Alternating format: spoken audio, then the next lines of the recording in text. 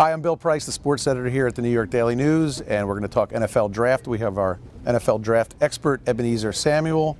The draft is Thursday. First question on everyone's mind is who will be the #1 pick? I think one way or another, it's probably going to be Luke Joeckel. He's a big 6'6", 315-pound left tackle from Texas A&M. It's an odd situation, though, because you get the feeling that the Kansas City Chiefs really don't want to pick a whole lot. Right. They've had a lot of guys in. You know, they don't have a whole. I mean, they have a lot of needs, but there's not this Cam Newton or this Andrew Luck, this surefire superstar in the draft. Joeckel's a good left tackle. You can plug him in for like 10 years, but he's not a star. So you get the feeling they might try to trade the pick. So, all right, perhaps the biggest name in the draft is Manti Te'o. Not only because of what he did at Notre Dame, but of course the whole fake girlfriend scandal. Yeah. A lot of people talk that may have hurt his draft stock. Did it?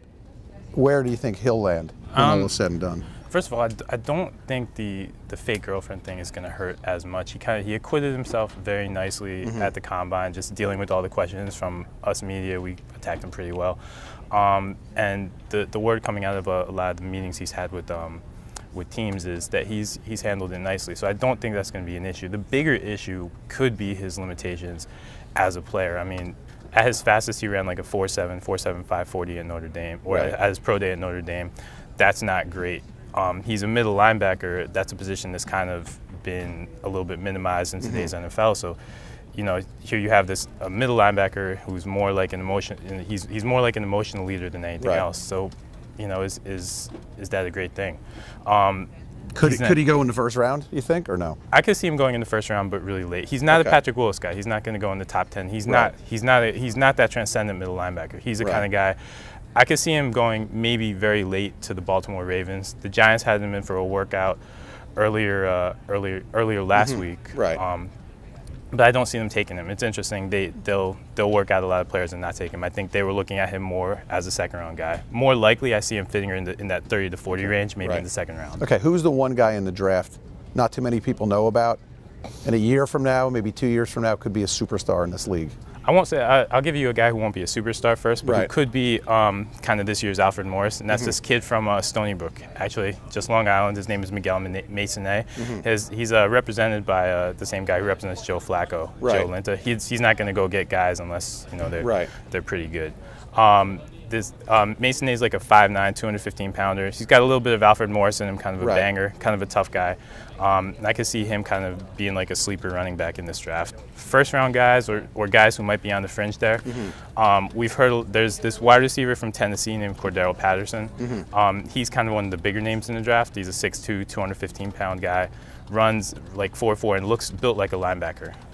He's going to go in the first round, but he has a teammate named Justin Hunter, who ran in the 4.4s, around the same measurables, like 6'1", 200 pounds.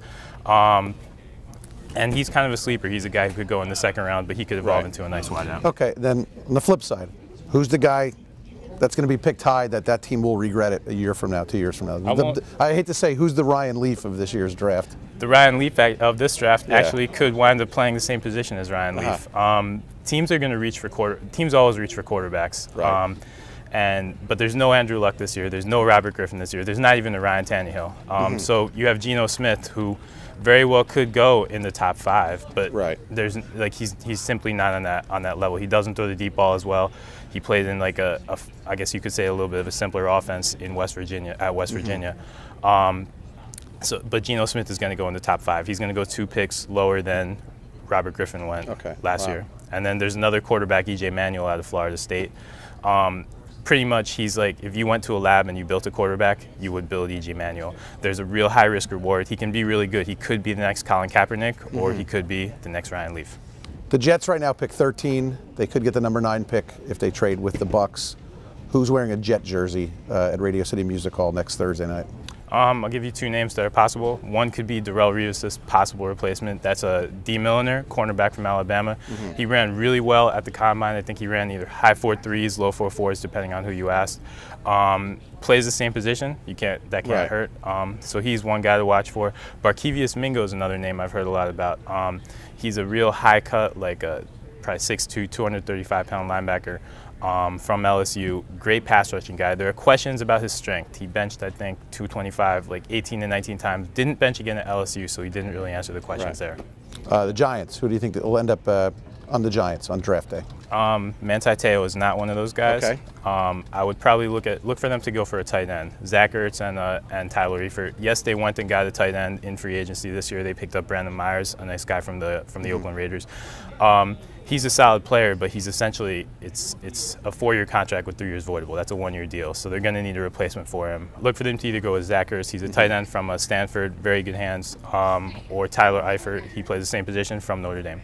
So there you have it. The draft, again, is Thursday, April 26th. Let's see how our experts' picks work out.